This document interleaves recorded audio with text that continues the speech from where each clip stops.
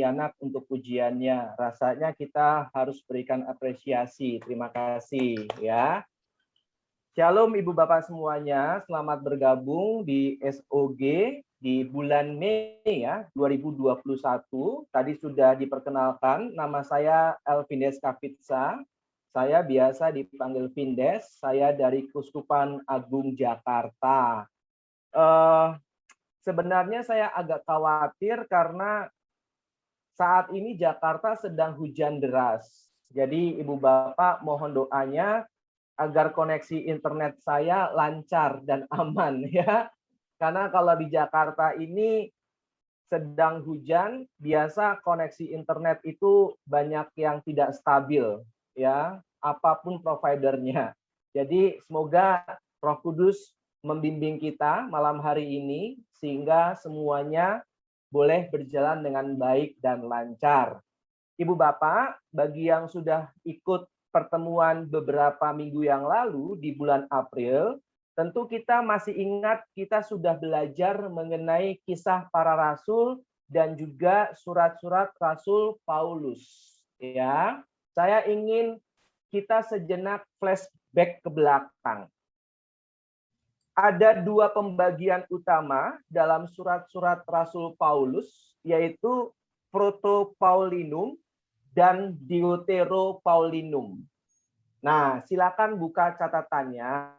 Bagian kitab manakah yang termasuk dalam Proto-Paulinum? Apa aja yuk? Masih ingat nggak? Nah, silakan buka catatannya. Biar kita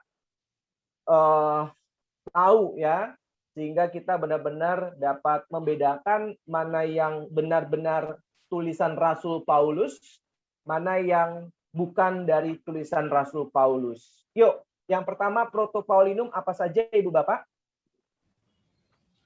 Roma 1-2. Roma, terus? Roma 1-2 Korintus. 1 dan 2 Korintus, udah 3. Galatia 4. Filemon 5. 1 Tesalonika 6. Satunya yang terakhir Filipi. Betul. Ya, betul Ibu Yulia. Ada 7 ya. Roma, 1 Korintus, 2 Korintus, Galatia, Filipi, 1 Tesalonika, dan Filemon. Ya, ini urutannya ya. Ada 7 kitab Proto-Paulinum. Lalu ada tulisan-tulisan yang disebut Deutero-Paulinum. Ya, kalau tadi Proto-Paulinum yang menulis adalah Rasul Paulus sendiri, tetapi ada yang bukan Rasul Paulus, tetapi disebut surat-surat Paulus. Ini namanya Deutero-Paulinum.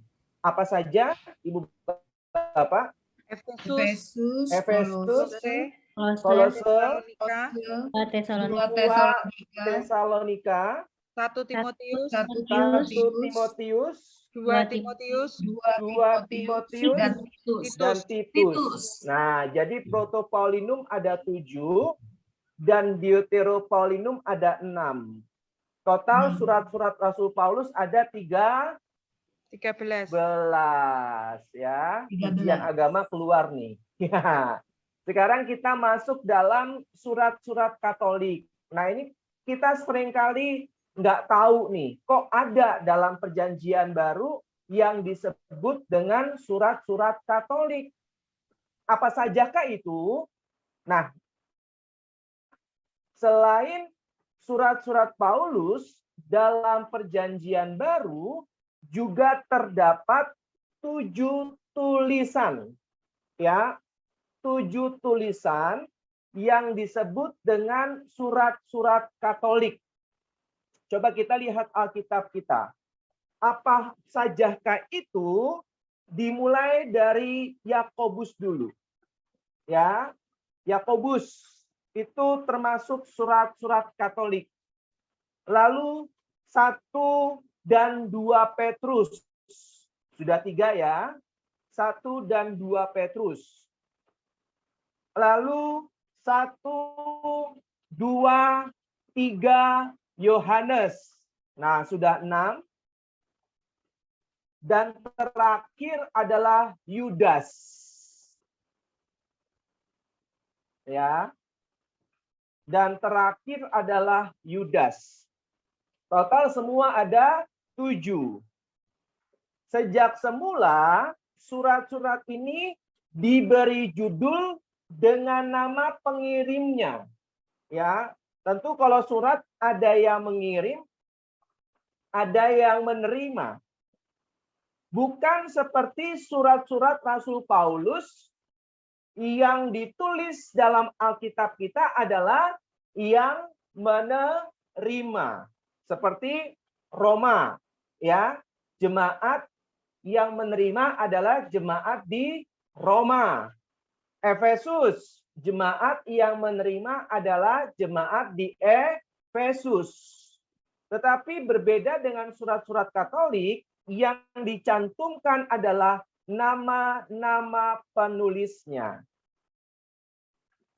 Seorang bapak gereja yang bernama Eusebius, ini cukup terkenal, bapak gereja ini, Eusebius, adalah orang yang pertama kali yang menyebut surat-surat ini sebagai surat Katolik. Jadi yang pertama kali yang menyebut surat ini adalah surat-surat Katolik adalah bapak gereja yang bernama Eusebius. Ya. Tulisannya Walaupun gimana, Kak Findes? tulisannya biasa EUSE BIUS. Saya ejak ya. Eko Ultra Sierra Eko Bravo India Ultra Sierra. Nah, ya. Eusebius. Nah, tidak begitu jelas kenapa disebut surat Katolik. Namun, bisa dijelaskan bahwa arti Katolik kan umum. Katholos atau Katolikos itu artinya universal. Sehingga berbeda dengan surat-surat Paulus. Kalau masih ingat, Paulus menulis surat-suratnya itu untuk memberikan semangat atau untuk memberikan arahan, bimbingan kepada jemaat yang sedang bermasalah. Masih ingat ya Ibu Bapak ya?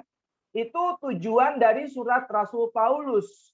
Tetapi surat-surat Katolik tidak demikian, berbeda dengan surat-surat Paulus. Karena tujuan dari surat-surat Katolik ini tidak membicarakan masalah-masalah khusus seperti surat-surat Paulus. Yang dibahas dalam adalah hal-hal yang bersifat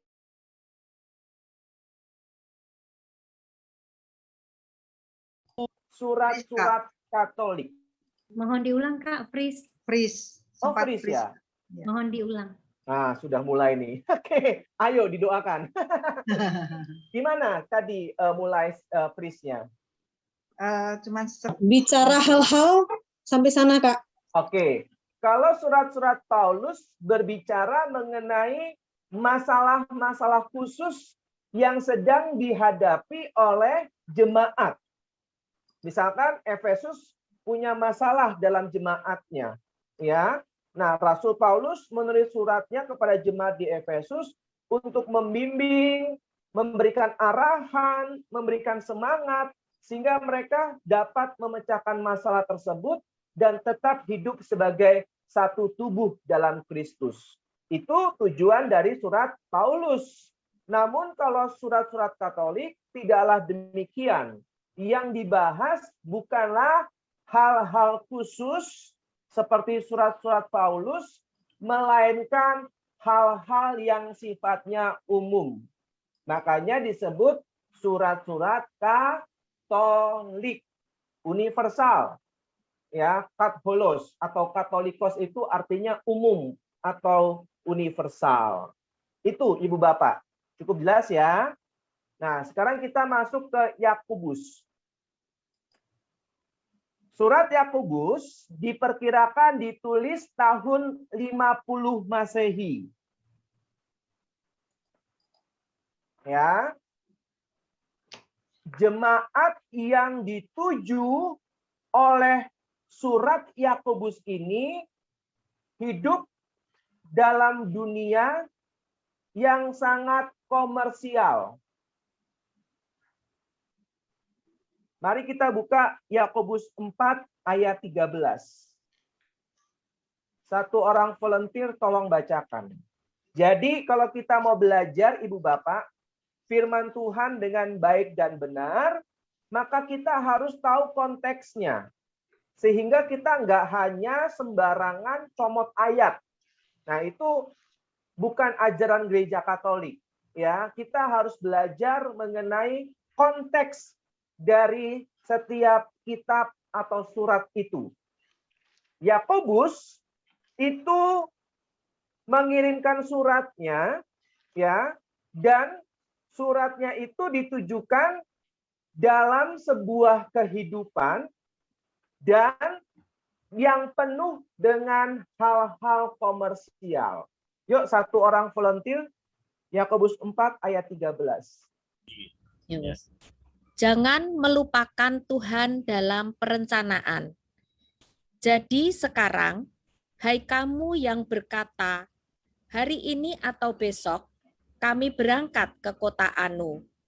Dan di sana kami akan tinggal setahun dan berdagang serta mendapat untung. Nah, terima kasih Bu Eni. Jadi Sama.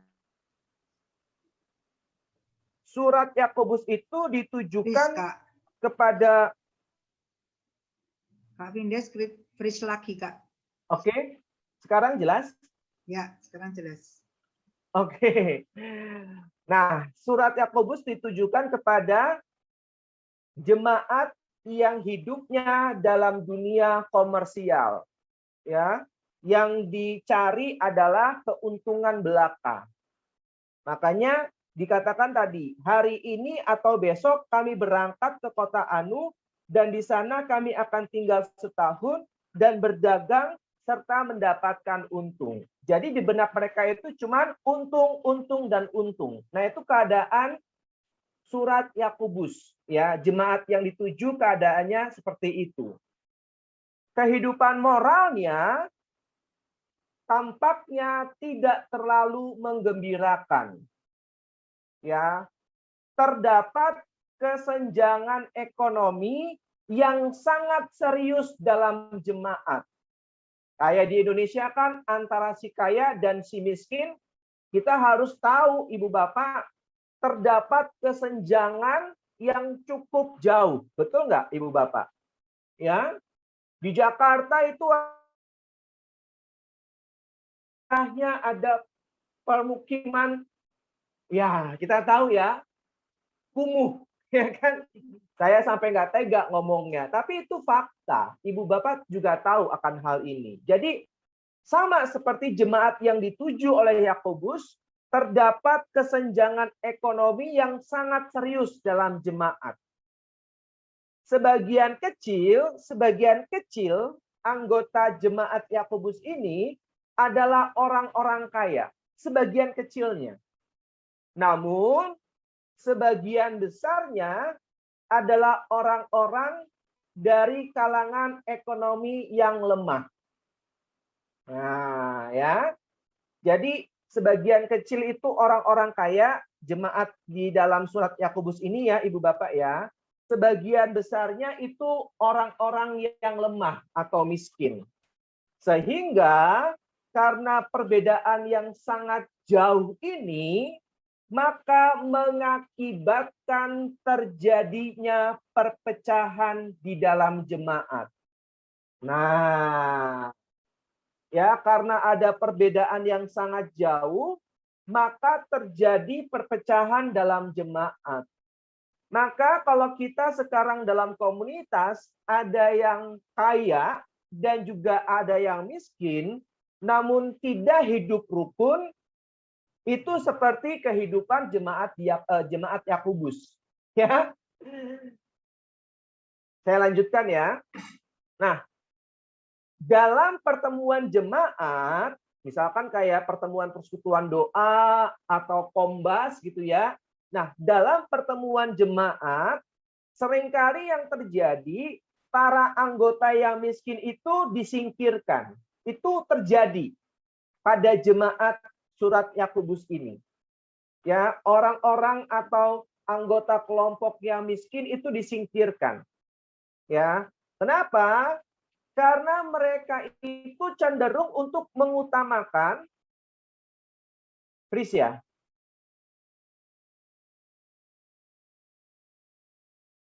Pris? Nggak freeze, Kak, nggak freeze. Oh iya, Nggak freeze. maaf. Oke, saya sampai khawatir sendiri. Saya lanjutkan ya. Mereka memang lebih mengutamakan anggota yang benar-benar mengejar pangkat. Kita buka Yakobus 3 ayat 1 dan 2. Yuk, satu orang volunteer tolong bacakan. Ya. Mereka mengejar pangkat dan mereka mengutamakan yang kaya serta mengabaikan yang miskin. Yuk, Yakobus 3 ayat 1 dan 2. Saudara-saudaraku, janganlah banyak orang di antara kamu mau menjadi guru. Sebab kita tahu bahwa sebagai guru kita akan dihakimi menurut ukuran yang lebih berat. Sebab kita semua bersalah dalam banyak hal. Barang siapa tidak bersalah dalam perkataannya, ia adalah orang sempurna yang dapat juga mengendalikan seluruh tubuhnya. Baik, terima kasih Ibu. Jangan kita berpikir kok guru jabatannya tinggi. Ya kalau sekarang sih mungkin kita berpikir guru di Indonesia itu jabatannya tidak tinggi, gajinya rendah gitu kan. Tapi tidak, dengan jemaat Yakobus ini justru mereka apa? Diingatkan, saudara-saudaraku, janganlah banyak orang di antara kamu mau menjadi guru. Karena saat itu guru sangat dihormati. Nah, ya, sehingga mereka lebih mengutamakan hormat dari manusia. Itulah kenapa Yakobus menulis suratnya menegur. Ya, jangan kamu mencari pangkat biar kamu dihormati oleh manusia. Jadi kalau kita mau pewartaan, kita bisa menggunakan ayat ini untuk saling mengingatkan. Ya, jangan sampai kita mencari kedudukan hanya untuk dihormati oleh manusia. Nah, itu keadaannya sangat nyata dalam jemaat Yakobus ini. Lalu mereka juga mengabaikan orang-orang miskin. Ya, coba kita buka Yakobus 2 ayat 2 sampai dengan 4. Yuk, satu orang volunteer tolong bacakan.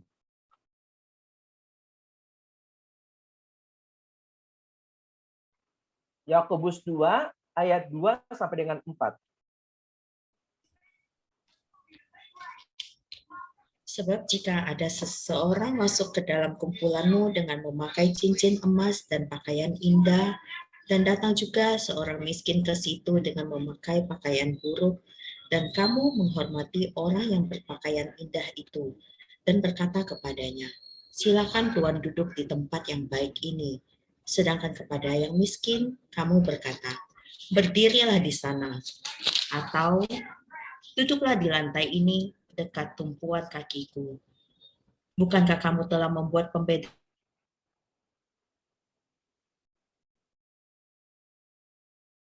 Please ya? Atau cuman saya yang please? Please, Sislita, Keadaan di dalam hatimu dan bertindak sebagai hakim dengan pikiran yang jahat. Oke, terima kasih Bu Lita. Jelas ya Ibu Bapak ya?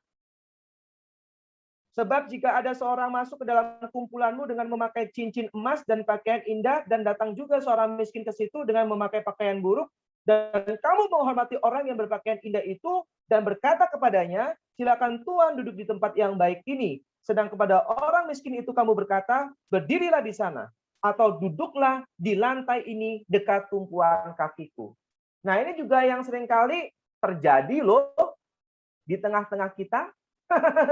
Ya, giliran ada yang datang pakaiannya mewah, memakai cincin emas, ya, turun dari mobil yang cukup mewah, langsung disegani, dihormati. Tapi ada ibu-ibu atau bapak yang datang dengan pakaian lusuh yang tidak menarik, itu seperti diabaikan. Nah, ya, ini juga terjadi di jemaat Yakobus dan ini diperingatkan oleh Yakobus. Ya, jangan membeda-bedakan. Cukup jelas ya Ibu Bapak ya. Jadi dari dulu sudah ada Ibu Bapak masalah perbedaan kayak gini. Sudah ada. Jadi jangan kaget kalau sekarang kita mungkin melihat itu. Lalu juga jemaat Yakobus ini mengejar untung dalam berdagang tanpa memperhatikan Allah. Nah, ini untuk kita para usahawan. Ya. Kalau hukum moralitas Kristiani, saya baru dikasih tahu karena saya kan juga jualan gitu ya, sama teman saya yang mendalami moralitas Kristiani di seminari. Dia mengatakan keuntungan dalam usaha kita itu maksimal 5%. Dalam hati saya kecil banget. Itu moralitas Kristiani katanya. Ya kan? Nah, jadi dalam mengejar untung, jemaat Yakobus ini tidak memperhatikan Allah. Silakan nanti buka Yakobus 4 ayat 13 sampai dengan 17. Kita nggak usah baca karena waktu kita sangat terbatas. Ini baru satu kitab nih. Masih ada 6 kitab yang lain. Ya. Lalu jemaat Yakobus juga ada yang bertengkar. Nah, jadi kalau misalkan komunitas kita banyak yang bertengkar, kehidupan internalnya, PD, komunitas kok bertengkar, itu wajar. Karena dari dulu sudah sering seperti itu. Ya kan? Coba nanti buka Yakobus 4 ayat 1 dan 2. Itu mengenai bagaimana jemaat Yakobus itu bertengkar. Ya. Dan ada yang tidak sesuai ya hidupnya ya tidak sesuai dengan iman. Nah, ya cara hidup mereka tidak sesuai dengan iman mereka, yaitu iman Kristen. Silakan nanti baca Yakobus 5 ayat 1 sampai dengan 4. Ya, Yakobus 5 ayat 1 sampai dengan 4. Nah, sekarang saya lanjutkan Ibu Bapak. Surat Yakobus rupanya ditulis untuk menasihati jemaat agar menerapkan iman Kristiani dalam kehidupan yang nyata. Itu tujuannya.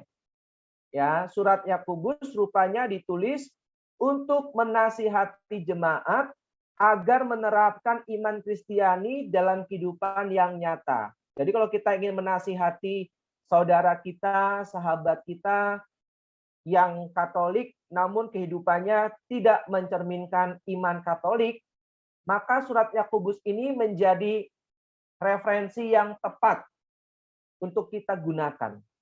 Ya, bukan menghakimi loh, tapi mengingatkan. Nah, ya, seringkali kita menggunakan firman itu untuk menghakimi. Bertobat kamu. Ya, tubuhmu bait Allah. Waduh, ya kan? Dan seterusnya. Justru orang tidak mau bertobat karena merasa dihakimi, ya. Pendekatannya harus penuh kasih.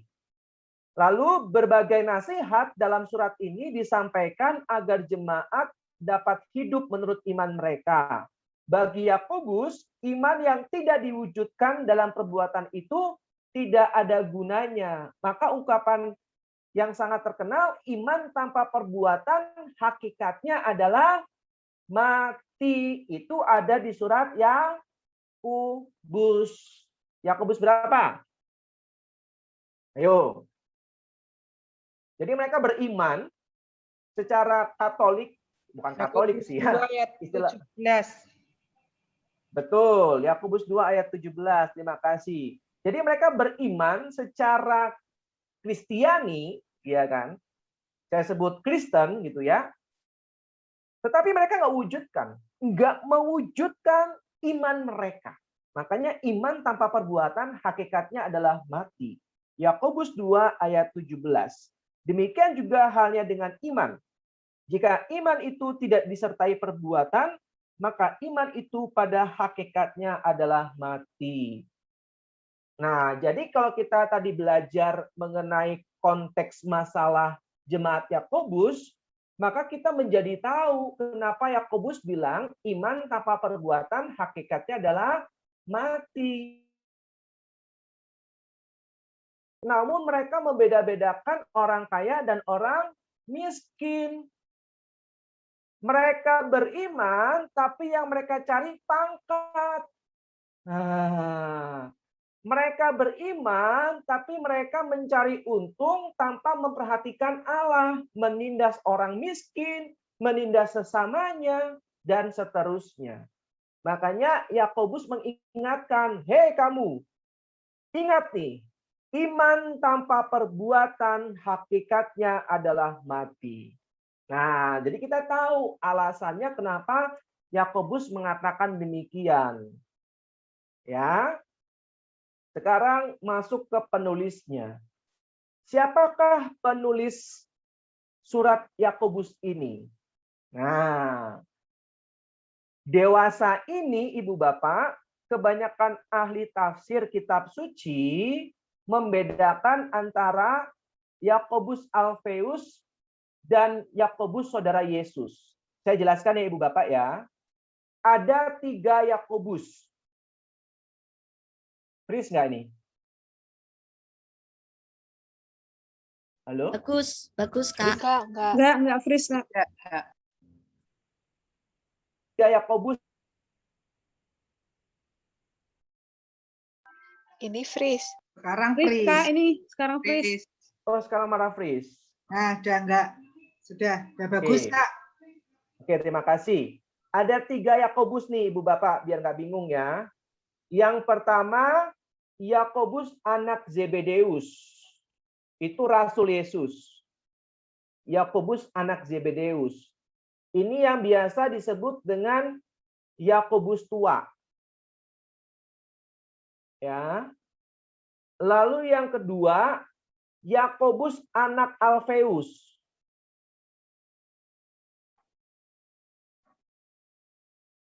Dan yang terakhir, Yakobus saudara Yesus. Jadi jangan bingung Ibu Bapak ya. Ada 3 Yakobus. Yakobus anak Zebedeus yang biasa disebut Yakobus tua. Dia adalah Rasul Yesus. Yang kedua adalah Yakobus anak Alfeus. Nanti saya tunjukkan ayatnya biar nggak bingung. Ini juga Rasul Yesus. Ya. Lalu yang terakhir adalah Yakobus saudara Yesus. Yakobus saudara Yesus. Nah, ini bukan Rasul Yesus. Jadi Rasul Yesus itu hanya yang pertama, Yakobus anak Zebedeus dan Yakobus anak Alfeus. Sampai sini bisa ikutin Ibu Bapak? Bisa. Bisa ya. Nah, sekarang kita coba perhatikan Matius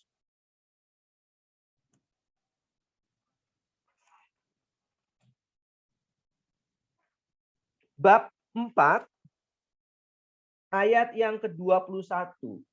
Satu orang volunteer tolong bacakan. Matius bab 4 ayat 21.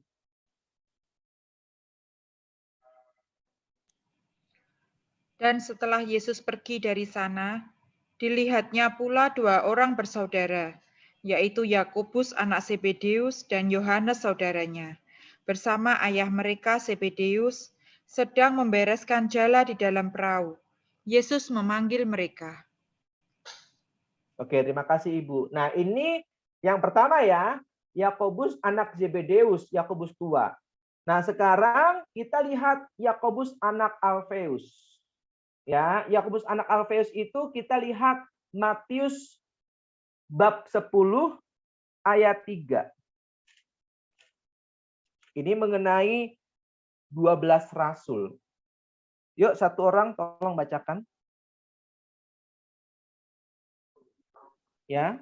Ayat 3. Filipus dan Bartolomeus, Thomas dan Matius, Cukai, Yakobus anak Alfeus dan Tadeus. Oke, terima kasih ya. Jadi jelas ya Ibu Bapak ya, kalau kita baca ayat 2-nya, inilah nama ke-12 rasul itu. Pertama Simon yang disebut Petrus, dan Andreas saudaranya, dan Yakobus anak Zebedeus. Perhatikan ini. Jelas ya? Kalau ibu bapak ingat ada 3 murid Yesus yang diajak Yesus naik ke Gunung Tabor. Siapa aja dia? Yohanes, Petrus, dan Yakobus. Petrus, Yohanes, dan Yakobus. Yakobus yang mana? Yang anak Zebedeus atau anak Alfeus? Yang tua. Yes. Yakobus yang tua ya, anak Zebedeus ya. Nah, tetapi yang Yakobus anak Alfeus ini tidak diajak. Cukup jelas ya Ibu Bapak ya. Jadi ini 2 rasul Yesus. Tetapi yang menulis surat Yakobus ini bukan mereka, melainkan Yakobus saudara Yesus. Nah, mari kita buka Markus 6 ayat 3. Markus 6 ayat 3. Yuk, satu orang volunteer tolong bacakan.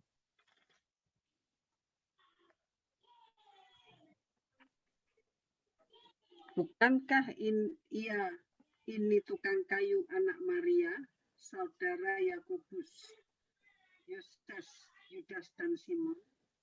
Dan bukankah saudara-saudaranya yang perempuan ada bersama kita? Lalu mereka kecewa dan menolak dia. Oke, terima kasih. Jelas ya, Ibu Bapak ya. Bukankah ia ini tukang kayu, anak Maria, saudara Yakobus. Nah, jadi yang menulis surat Yakobus ini adalah Yakobus saudara Yesus. Cukup jelas, Ibu Bapak? Cukup. Nah, sekarang coba kita buka Yohanes 19 ayat 25. Yohanes 19 ayat 25. Yuk, satu orang volunteer tolong bacakan. Dan dekat salib, Yesus berdiri ibunya dan saudara ibunya Maria, istri Kleopas, dan Maria Magdalena. Oke, terima kasih Ibu. Apa katanya? Dan dekat salib Yesus berdiri ibunya dan saudara ibunya Maria istri Kleopas dan Maria Magdalena. Nah, Maria istri Kleopas ini adalah ibu dari Yakobus saudara Yesus. Nah, ya. Jadi mereka masih saudara. Maria istri Kleopas ini adalah ibu dari Yakobus saudara Yesus. Sampai sini cukup jelas, Bu Bapak? Nah, seringkali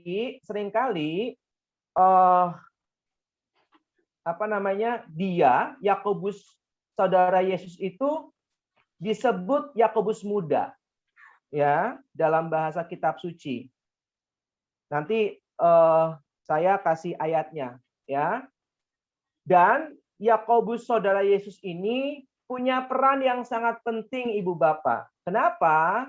Karena pada saat Rasul Petrus keluar dari Yerusalem, perhatikan ini, pada saat Rasul Petrus keluar dari Yerusalem, Yakobus saudara Yesus inilah yang menjadi pemimpin jemaat Yerusalem. Cukup jelas? Nah, ya, bukan Yakobus anak Zebedeus dan juga bukan Yakobus anak Alfeus. Ya. Dan Yakobus saudara Yesus ini punya peran yang sangat penting dalam sidang Yerusalem. Coba kita buka Kisah Para Rasul bab 15 ayat 19 dan 20. Satu orang volunteer tolong bacakan.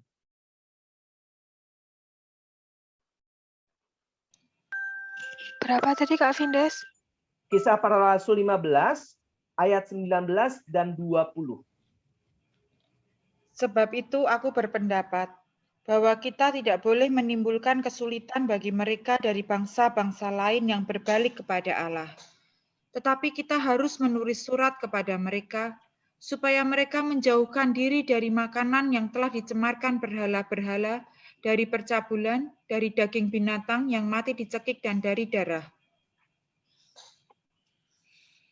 Oke, itu yang ngomong adalah Yakobus, saudara Yesus. Oh. Ya, karena saat itu dia merupakan penatua jemaat Yerusalem. Nah, ya. Jadi dia mengatakan di ayat 19 dan 20 tadi yang barusan kita dengar. Sebab itu aku berpendapat bahwa kita tidak boleh menimbulkan kesulitan bagi mereka dari bangsa-bangsa lain yang berbaik kepada Allah dan seterusnya. Itu Yakobus saudara Yesus yang ngomong. Cukup jelas ya? Nah, sekarang coba buka Markus 15 ayat 40. Markus 15 ayat 40. Satu orang volunteer yang sudah ketemu, tolong bacakan. Ada juga beberapa perempuan yang melihat dari jauh. Di antaranya Maria Magdalena, Maria ibu Yakobus muda, dan Yoses, serta Salome. Nah, kalau tadi di Yohanes disebut Maria istri Klopas. Nah, kalau versi Markus ditulis Maria siapa? Ibu Yakobus muda. Nah, Yakobus muda itu Yakobus saudara Yesus. Cukup jelas ya Ibu Bapak ya. Jadi biar nggak kecelik ya. Soalnya kalau kita nggak belajar membingungkan nih. Ada 3 nama Yakobus. Ya, semoga malam hari ini kita tercerahkan. Ini baru 1 kitab, masih ada 6 kitab. Ya, sekarang kita lanjut ke 1 Petrus. Nah, ya. 1 Petrus itu ditulis oleh Rasul Petrus menurut tradisi ya. Kira-kira kurang lebih sebelum tahun 64. Sebelum tahun 64. Ya.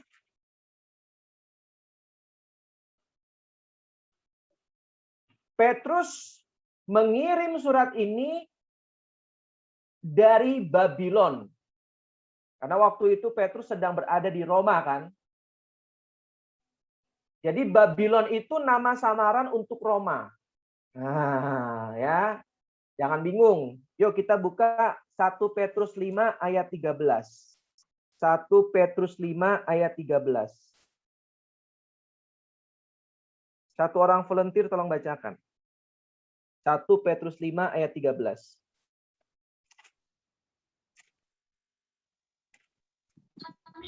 Salam kepada kamu sekalian dari kawanmu yang terpilih yang di Babylon dan juga dari Markus anakku. Baik, terima kasih Ibu. Babylon ya, itu Roma. Bukan Babilonia. Bukan Babel. Kalau Babel di mana? Masih ingat kemarin hari Senin belajar kita? Ayo. Kerajaan Babilonia di mana sekarang? Irak, Mesopotamia. Iya, Irak ya. Jadi kerajaan Babilonia, kerajaan Asyur itu sekarang berada di Irak. Ya, kalau Persia itu di Iran. Nah, ya, kerajaan Persia itu Iran sebelahnya. Nah, Babylon di sini bukan kerajaan Babel, melainkan nama samaran untuk Roma. Ya. Lalu dikatakan kepada orang-orang pendatang yang tersebar, kalau kita baca tuh ya, 1 Petrus 1 ayat 1 tuh. Dari Petrus, Rasul Yesus Kristus, kepada orang-orang pendatang. Nah, jadi surat 1 Petrus ini ditujukan ya dari Roma kepada orang-orang pendatang yang tersebar di Pontus, Galatia, Kapadokia, Asia Kecil, dan Bitinia. Nah, jelas ya Ibu Bapak ya. Mereka adalah orang-orang asing di tempat mereka tinggal. Karena kan mereka pendatang. Sehingga tidak memiliki hak sebagai warga masyarakat dan jaminan perlindungan. Ya, karena mereka warga pendatang. Jadi mereka nggak punya hak sebagai warga masyarakat dan jaminan perlindungan. Para anggota jemaat ini, maksudnya jemaat 1 Petrus ya Ibu Bapak ya, yang ada di Pontus tadi ya, Galatia, Kapadokia, Asia Kecil, dan Bitinia, itu jemaat 1 Petrus namanya. Nah, para anggota jemaat ini rupanya berasal dari kalangan non-Yahudi. Ya, non-Yahudi. Dan mereka baru saja menjadi percaya. Jelas ya Ibu Bapak ya. Jadi iman mereka itu masih baru. Dan mereka merupakan pendatang di tempat di mana mereka tinggal. Makanya Rasul Petrus mengirimkan surat untuk mereka. Ya. Mereka itu termasuk golongan rendah Ibu Bapak. Ya, kalau misalkan tadi kita belajar Yakobus kan ada 2 golongan ya. Sebagian kecil itu orang kaya, sebagian besar orang miskin atau orang lemah. Sehingga punya perbedaan yang cukup jauh. Dan itu menimbulkan masalah. Nah, kalau jemaat 1 Petrus itu orang-orang miskin, orang-orang lemah. Ya, orang-orang dari golongan yang rendah dalam sebuah masyarakat. Sehingga Petrus menyampaikan sebuah nasihat khusus untuk para budak. Nah, ya. Jadi tolong dicatat Ibu Bapak. Ini konteksnya nih. Ya. Jadi surat 1 Petrus itu jemaat yang dituju adalah jemaat pendatang. Tadi saya sudah sebutkan kota-kotanya itu ada di 1 Petrus 1 ayat 1. Dan mereka baru saja percaya. Dan mereka dari golongan miskin atau lemah atau rendah dalam sebuah masyarakat. Tanpa ada jaminan perlindungan. Karena mereka pendatang. Sehingga Rasul Petrus mengirimkan mereka surat untuk menyampaikan sebuah nasihat khusus untuk para budak. Coba kita Petrus 2 ayat 18. Yuk satu orang volunteer tolong bacakan. Maka hilang tadi suaranya. Suaranya hilang. 1 Petrus 2 ayat 18.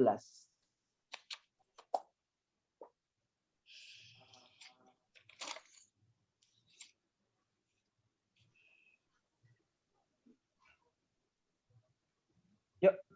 Hai kamu, hamba-hamba, tunduklah dengan penuh ketakutan kepada Tuanmu, bukan saja kepada yang baik dan peramah, tetapi juga kepada yang bengis. Kepada yang bengis ya. Nah, ini nasihat khusus. Nah, ya, bahwa mereka itu diminta untuk tunduk ya kepada Tuhan mereka. Bukan hanya kepada Tuhan mereka yang ramah, bukan hanya kepada Tuhan mereka yang baik, tapi juga yang bengis. Nah, itu nasihat dari Rasul Petrus untuk mereka. Sedih ya? Ya, jadi itu ada alasannya kenapa kok harus tunduk. Ya, jadi kita kalau baca ayat demikian, kita nggak akan paham. Namun kalau kita belajar sejarahnya, maka kita akan paham kenapa Petrus mengatakan demikian. Karena mereka, jemaat 1 Petrus ini kan jemaat pendatang. Ya kalau pendatang kan nggak bisa berbuat banyak. Iya kan? Mereka kan hidup miskin bahkan sebagai seorang hamba di tempat yang baru. Sehingga Rasul Paulus memberikan nasihat ini. Nah kalau kita nggak tahu mengenai konteksnya tadi, maka kita akan berpikir bahwa nasihat ini ngaco. Masa kita suruh tunduk kepada majikan yang bengis? Nah, ya. Jadi kita harus tahu konteksnya. Lalu yang berikutnya, lewat surat ini, Rasul Petrus ingin membangkitkan semangat dan pengharapan orang-orang Kristiani. Nah, ya. Yang sedang tertimpa kesusahan dan aniaya dari orang-orang sebangsa dan sekota mereka. Nah, ya, jadi mereka itu dianiaya, mengalami kesusahan, sehingga mereka pergi ya sebagai orang pendatang di Pontus, di Galatia, di Kapadokia, dan Bitinia. Karena mereka dianiaya. Kata anakku lagi. Orang-orang sebangsa dan sekota mereka. Ya, ia menganggap kesulitan-kesulitan itu sebagai hal yang wajar. Jadi bagi Petrus, kesulitan-kesulitan yang sedang mereka alami adalah hal yang wajar. Karena itu ia mengajak jemaatnya untuk bersukacita dalam penderitaan Kristus. Supaya juga boleh bersukacita pada waktu ia menyatakan kemuliaannya. Jadi dalam suratnya, Petrus mengajak jemaatnya yang sedang teraniaya, yang sedang sedih, yang sedang terluka, ia mengatakan bahwa itu semua hal yang wajar. Maka Petrus mengajak mereka, jemaatnya, untuk bersukacita dalam penderitaan Kristus. Supaya mereka juga boleh merasakan sukacita pada saat Yesus menyatakan kemuliaannya. Bayangkan, kalau kita seringkali mendengar, kalau kita menderita, tetap percaya pada Tuhan, dan Tuhan akan membebaskan kita dari penderitaan kita. Wah, ya, terus berharap dan percaya kepada Tuhan. Ya kan? Kita nantikan janji-janjinya. Janji Tuhan, iya dan amin. Wah, ada amin? Nggak ada. Ya. Janji Tuhan, iya dan amin. Ya, kita harus percaya padanya. Tetapi malah berbeda dengan surat 1 Petrus. Petrus nggak pernah menjanjikan hal-hal yang indah. Ya, dia nggak pernah mengatakan, ayo ingat janji Tuhan. Nggak pernah. Justru Petrus mengajak mereka untuk bersukacita dalam penderitaan. Wah, ini Katolik banget, Ibu Bapak. Ya, ini Katolik banget. Bahwa di dalam penderitaan, Tuhan hadir. Nah, maka bersyukurlah karena kita menderita. Nah, ya. Santo Ignatius Loyola bilang, kalau Tuhan mengizinkanmu menderita, artinya Tuhan ingin kamu menjadi orang kudus. Nah, ya. Santo Ignatius Loyola. Ya, mengatakan apa tadi? Kalau Tuhan mengizinkanmu menderita, artinya Tuhan ingin kamu menjadi orang kudus. Tidak fokus pada janji Tuhan yang katanya iya dan amin itu, tapi fokus pada sukacita dalam penderitaan. Beda nggak Ibu Bapak? Beda. Kalau kita fokus pada pada janji-janji Tuhan, maka kita mengalami penderitaan ini seakan-akan penderitaan ini harus segera berakhir. Ya. Tetapi kalau kita bersukacita dalam penderitaan, maka fokus kita adalah kita bersama-sama dengan Yesus mengalami sukacita dalam penderitaan. Kita mau mempersembahkan penderitaan kita bersama dengan penderitaan Yesus. Nah, ini yang Rasul Petrus sampaikan kepada jemaatnya. Nah, ya. Jadi seringkali kita dengar ya, tetap percaya pada Tuhan, tetap setia pada Tuhan.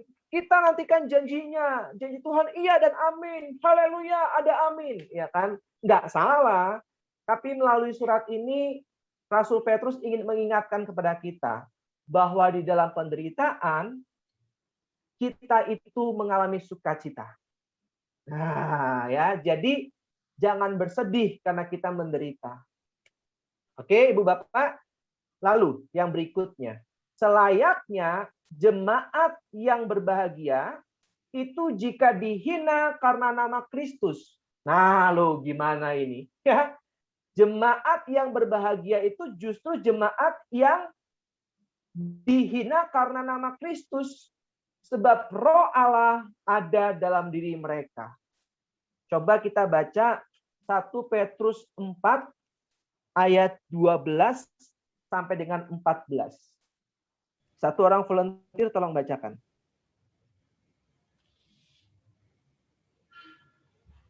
Saudara-saudara yang kekasih, janganlah kamu heran akan nyala api siksaan yang datang kepadamu sebagai ujian, seolah-olah ada sesuatu yang luar biasa terjadi atas kamu. Sebaliknya, bersukacitalah sesuai dengan bagian yang kamu dapat dalam penderitaan Kristus, supaya kamu juga boleh bergembira dan bersukacita pada waktu Ia menyatakan kemuliaannya. Berbahagialah kamu jika kamu dinista karena nama Kristus, sebab roh kemuliaan, yaitu roh Allah, ada padamu. Nah, jelas ya Ibu Bapak ya. Justru kita diminta untuk apa? Bersukacita dalam penderitaan. Wah, ya. Berat ini. Makanya ikut Yesus itu nggak pernah gampang. Nah, kalau kita perhatikan di ayat 16, saya akan bacakan. Tetapi jika ia menderita sebagai orang Kristen, maka janganlah ia malu. Melainkan hendaklah ia memuliakan Allah dalam nama Kristus itu. Nah, jadi kalau kita hidupnya susah, menderita, ya, padahal kita sudah hidup saleh, ya, lalu ada tetangga kita bilang, ih, si Findes hidupnya saleh, kok miskin, misalkan seperti itu ya, kok menderita gitu kan? Ya jangan malu, ya kan? Bahwa kita boleh mengalami sukacita bersama dengan penderitaan Kristus. Amin ya Ibu Bapak ya. Nah sekarang 1 Petrus selesai. Kita ke 2 Petrus. Nah, pelan-pelan ya Ibu Bapak ya.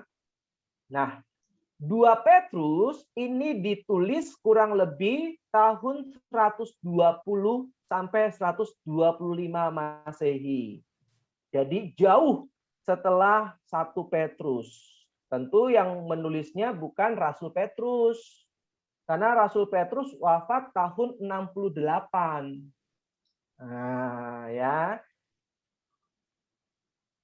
Jadi yang menulis itu adalah bisa jadi murid dari Rasul Petrus. Cukup jelas ya Ibu Bapak ya?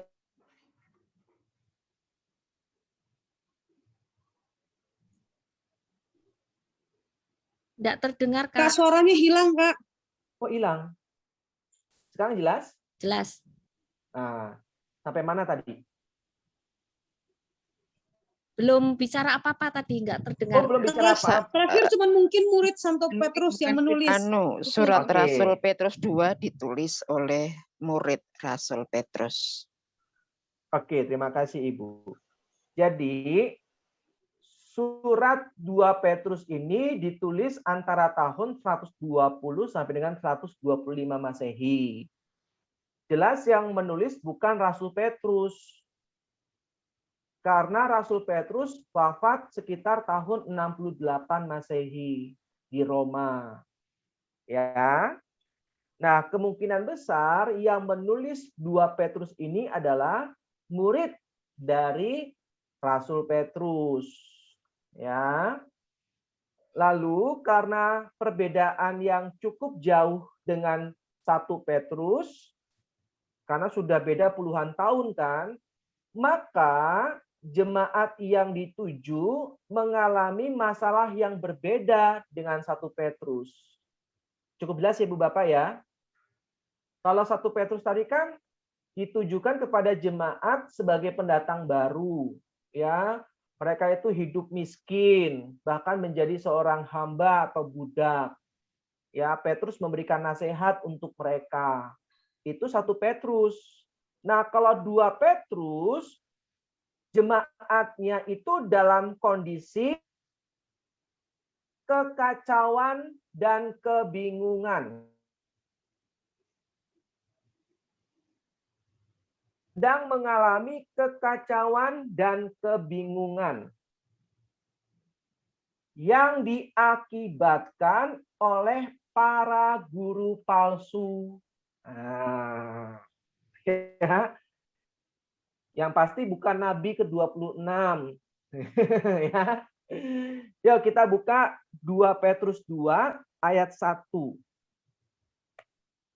2 Petrus 2 ayat 1. Satu orang volunteer tolong bacakan. Sebagaimana nabi-nabi palsu dahulu tampil di tengah-tengah umat Allah, demikian pula di antara kamu akan ada guru-guru palsu.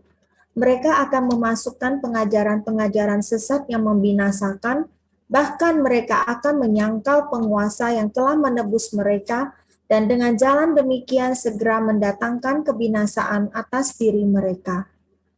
Lalu ayat 17 sekarang. Ayat 17. Guru-guru palsu itu adalah seperti mata air yang kering, seperti kabut yang dihalaukan taufan. Bagi mereka telah tersedia tempat dalam kegelapan yang paling dahsyat. Terus ya Kak Findes. Oke, sudah. Bagi mereka telah tersedia tempat dalam kegelapan yang paling dahsyat. Terima kasih Bu Herna. Jelas ya Ibu Bapak ya. Jadi banyak banget guru-guru palsu saat itu. Nah, jemaat itu sedang mengalami kebingungan dan kekacauan. Kalau kayak kita sekarang mah enak ya. Kita kalau misalkan ada apa-apa tinggal tanya sama Romo, ya kan? Tetapi kalau dulu itu serba bingung, ya. Kalau sekarang kita enak. Kalau mau tahu apa-apa tinggal beli buku yang ada nihil obstat dan imprimaturnya. Nah, ajarannya nggak bisa salah tuh, karena sudah ada nihil obstat dan imprimatur.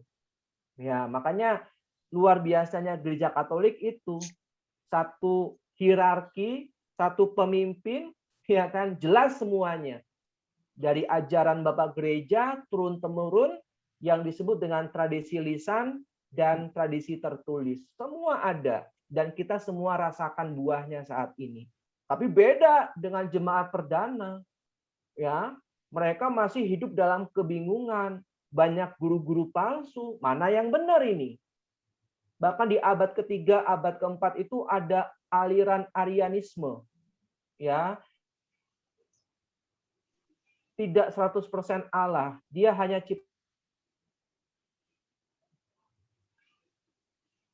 yang membuat jemaat itu bingung. Freeze lagi? Iya. Freeze. Sekarang? Sekarang sudah enggak. Enggak. Oh, udah enggak. Yang tadi sampai mana Ibu Bapak? Abad 34 Arianisme itu.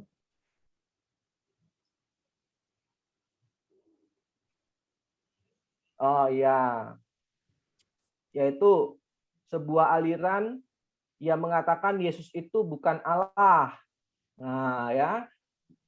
Mereka mengatakan Yesus itu ciptaan tertinggi. Ya. Dan itu membuat banyak jemaat bingung. Nah, ya. Jadi dari dulu itu udah ada tuh yang seperti itu. Makanya penting untuk kita sadari bahwa gereja Katolik itu sangat disiplin ya dalam ajarannya. Pokoknya kalau nggak bersumber dari ajaran Rasul yang diteruskan oleh Paus dan para uskupnya, itu bukan dari gereja Katolik. Wah, jelas. Kalau dirunut ke atas, ya ujung-ujungnya ajaran dari para rasul, terutama Rasul Petrus yang diteruskan oleh Paus dan juga para uskup dalam puasa, tradisi suci, magisterium, dan kitab suci. Lalu yang berikutnya, ya selain guru-guru palsu, ada yang mengejek mereka. Jadi mereka juga hidup sebagai orang Kristen itu diejek.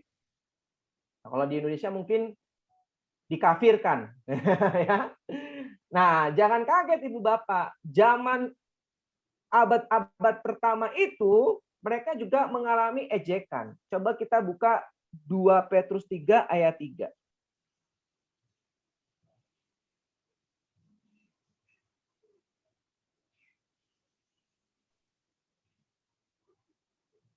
Yuk.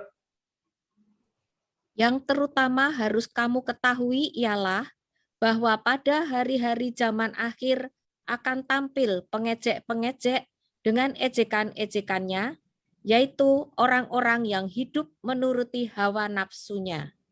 Nah, yang menjadi ironi Ibu Bapak, yang mengejek itu adalah justru dari anggota jemaat.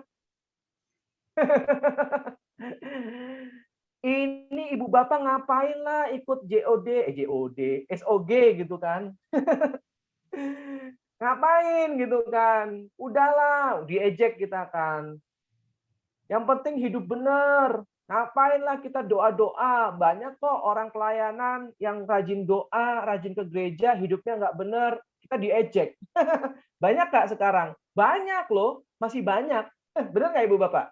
Ya, ngapain lah kita ikutin kegiatan karismatik, aneh itu, ya kan? Udahlah biasa-biasa aja. Wah, ya seringkali diejek seperti itu, atau hal-hal yang lain.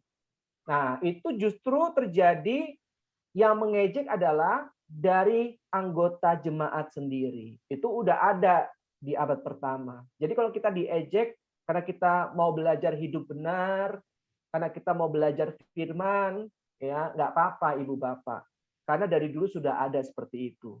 Ya, oke. Yang mereka ejek itu sebenarnya Ibu Bapak mengenai ajaran Yesus Kristus yang kedua kalinya. Itu yang mereka ejek. Ya, jadi ajaran yang mereka ejek itu ajaran yang mereka ejek adalah ajaran yang mengenai kedatangan Kristus untuk kedua kalinya. Atau biasa disebut, ada yang tahu nggak istilahnya? Kedatangan Yesus kedua kalinya. Maranatha? Bukan, Maranatha mah pertobatan. Bukan. Ayo. Kedatangan Yesus yang kedua kalinya. Boleh googling. Penghakiman? Bukan. Eskatologis, Kak.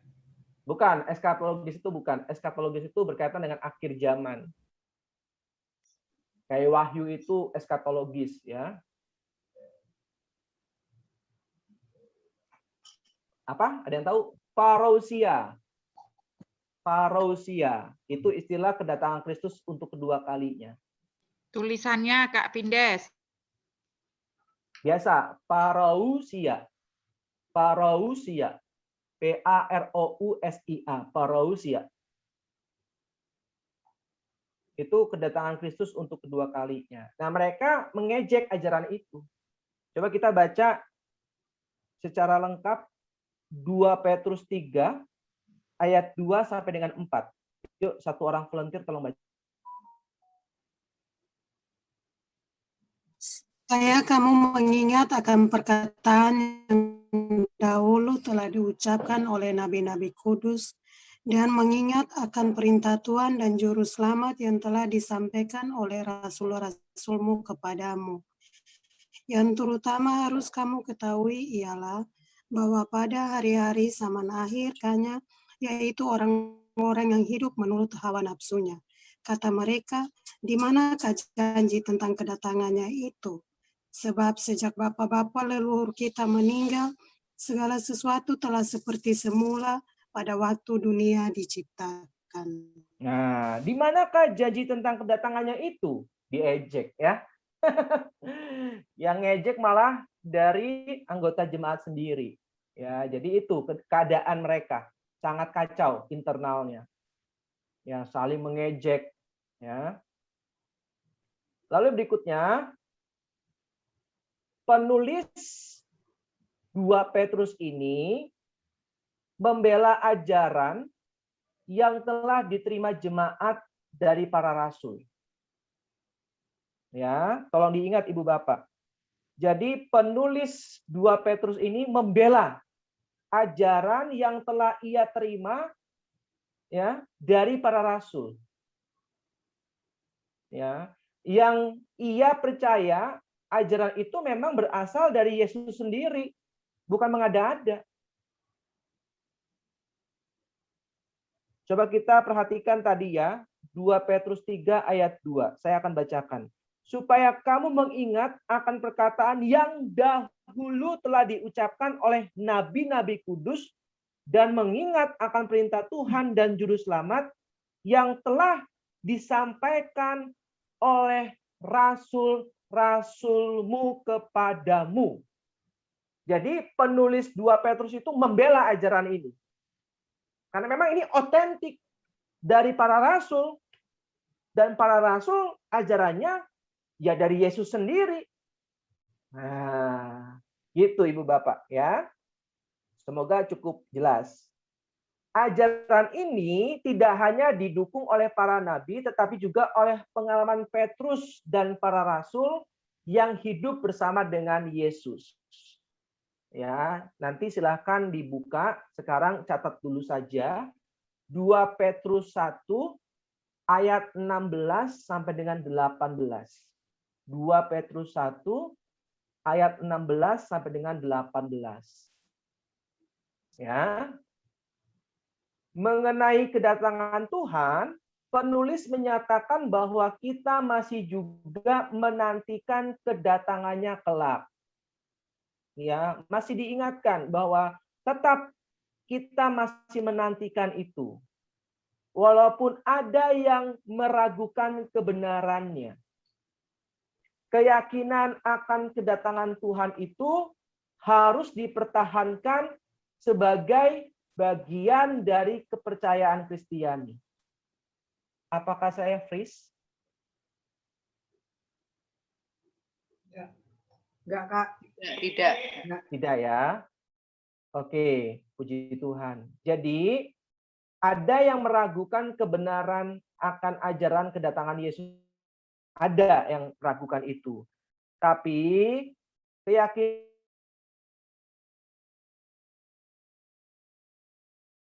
Suaranya hilang, Kak. Freeze. Suaranya hilang tadi. Maaf ya Ibu Bapak ya, jadi nggak nyaman. Saya merasa bersalah. Sampai mana tadi? Ada yang meragukan. Meragukan kedatangan. Ya, ada yang meragukan, namun keyakinan akan kedatangan Tuhan itu harus dipertahankan sebagai bagian dari kepercayaan Kristiani.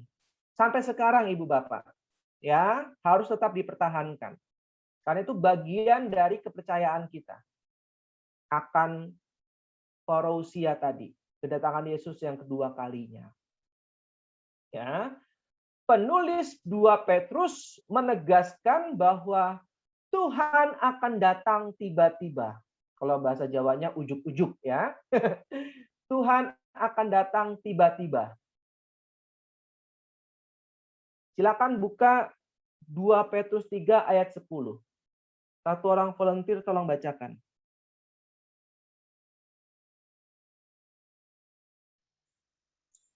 Tetapi hari Tuhan akan tiba seperti pencuri.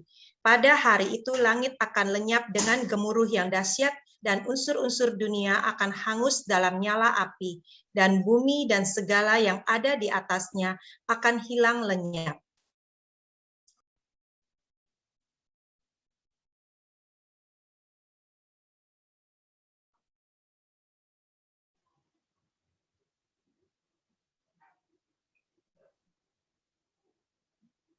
Freeze ya. Oke, nggak apa-apa. Terima kasih ya. Tetapi hari Tuhan akan tiba seperti pencuri. Pada hari itu langit akan lenyap dengan gemuruh yang dahsyat dan unsur-unsur dunia akan hangus dalam nyala api dan bumi dan segala yang ada di atasnya akan hilang lenyap. Jadi penulis 2 Petrus mengingatkan bahwa kedatangan Tuhan itu akan datang tiba-tiba. Mungkin setelah SOG malam hari ini. Waduh. Pokoknya siap sedia aja. Seperti gadis-gadis yang bijaksana. Nah, ya. yang selalu menyiapkan minyak ekstra. Ya. Tetapi kan perhitungan waktu Tuhan berbeda dengan perhitungan waktu manusia. Betul nggak Ibu Bapak? Coba kita baca ayat ke-8-nya.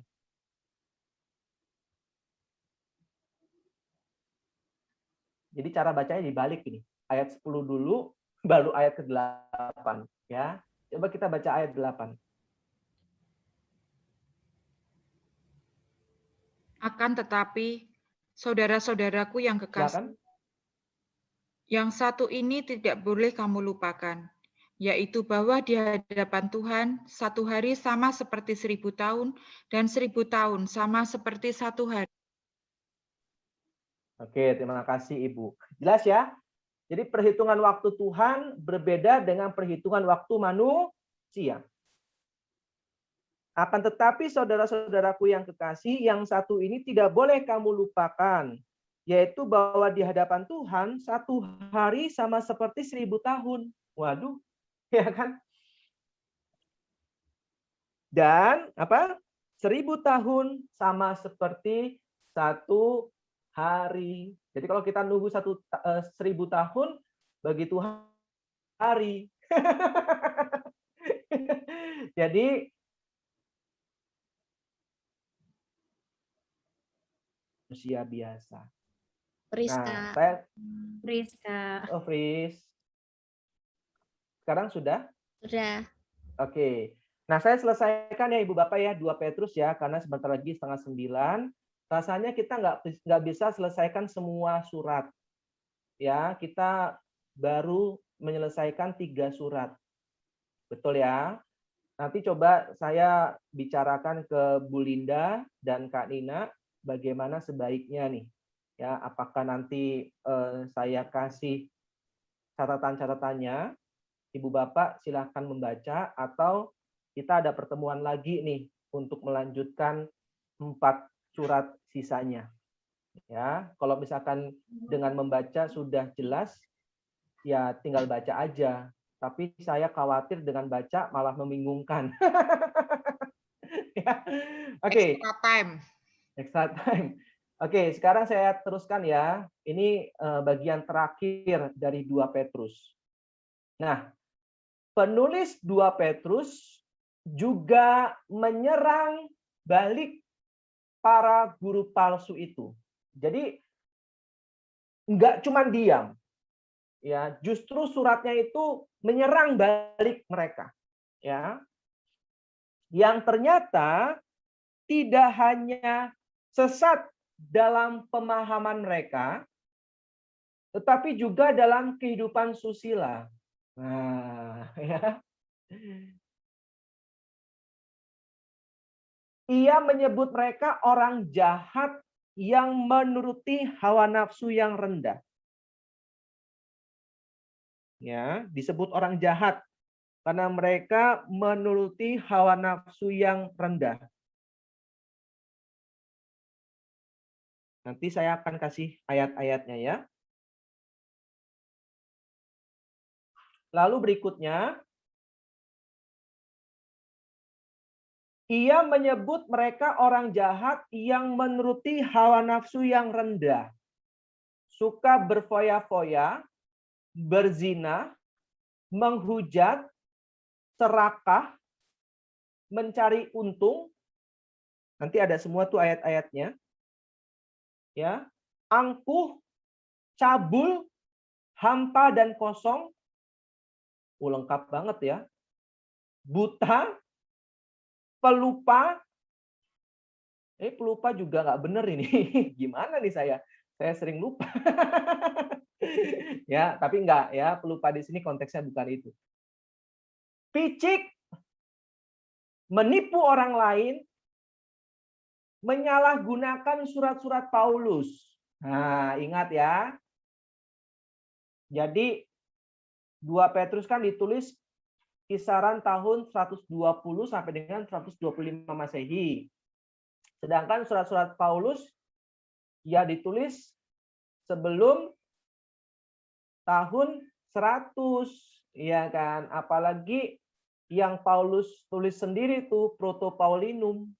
Nah, tentu itu jauh jika dibandingkan dengan 2 Petrus ini, waktu penulisannya. Jadi banyak guru-guru palsu itu menyalahgunakan surat-surat Paulus dan menyiarkan cerita-cerita isapan jempol atau sekarang istilahnya hoax. Nah, ya. Dan ajaran sesat. Jadi jangan kaget bahwa berita hoax itu sekarang menjamur karena di abad pertama, abad kedua ini mereka juga suka berita hoax. Ya, ajaran sesat, ya. Nabi ke-26 lah, ke-28 lah, gitu kan. Itu kita jangan kaget ya. Makanya Gereja Katolik nggak terlalu nanggepin, ya kan? Karena kita sudah tahu sejarah itu. Mari kita buka. Coba kita lihat nih. Dari ayat berapa nih ya? Ayat yang ke-10. Coba tolong bacakan satu orang volunteer. 10 sampai terus nanti saya bilang stop gitu.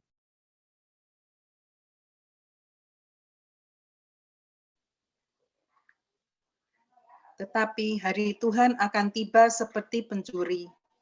Pada hari itu langit akan lenyap dan gemuruh yang dahsyat. 2 Petrus 2 ayat 10, maaf. 2 Petrus 2 ayat 10, maaf.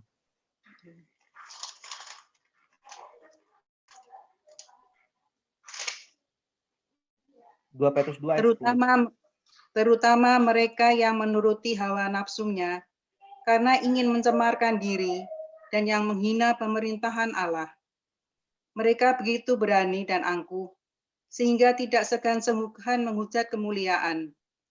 Padahal malaikat-malaikat sendiri yang sekalipun lebih kuat dan lebih berkuasa daripada mereka tidak memakai kata-kata hujat. Kalau malaikat-malaikat menuntut hukuman atas mereka di hadapan Allah, tetapi mereka itu sama dengan hewan yang tidak berakal, sama dengan binatang yang hanya dilahirkan untuk ditangkap dan dimusnahkan. Mereka menghujat apa yang tidak mereka ketahui, sehingga oleh perbuatan mereka yang jahat, mereka sendiri akan binasa seperti binatang liar dan akan mengalami nasib yang buruk sebagai upah kejahatan mereka. Berfoya-foya pada siang hari, mereka anggap kenikmatan. Mereka adalah kotoran dan noda yang mabuk dalam hawa nafsu mereka kalau mereka duduk makan dan minum bersama-sama dengan kamu. Mata mereka penuh nafsu jinah dan mereka tidak pernah jemu berbuat dosa. Mereka memikat orang-orang yang lemah. Hati mereka telah terlatih dalam keserakahan. Mereka adalah orang-orang yang terkutuk. Oke, Oleh karena 18 mereka Ibu, telah maaf 18. 18. Sebab mereka mengucapkan kata-kata yang congkak dan hampa dan tidak mempergunakan hawa nafsu cabul untuk memikat orang-orang yang baru saja melepaskan diri dari mereka yang hidup dalam kesesatan.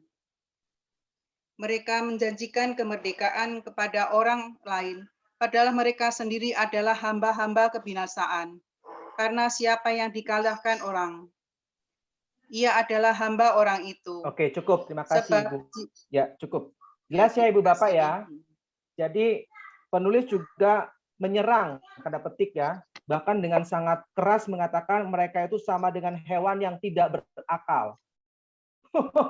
Ya memang hewan nggak ada yang berakal. Makanya perbedaan manusia dengan hewan, manusia berakal budi gitu kan. Dan ini ditegaskan nih, hewan yang tidak berakal. Sama juga binatang yang hanya dilahirkan untuk ditangkap dan dimusnahkan. Jadi mereka itu disamakan seperti binatang karena saking bejatnya mereka, para guru-guru palsu itu. Cukup jelas ya Ibu Bapak ya. Oke, sekarang sudah pukul 8:30. Masuk ke tanya jawab ya, Ibu Linda, atau gimana? Silakan Kak, bisa langsung Q&A. Oke.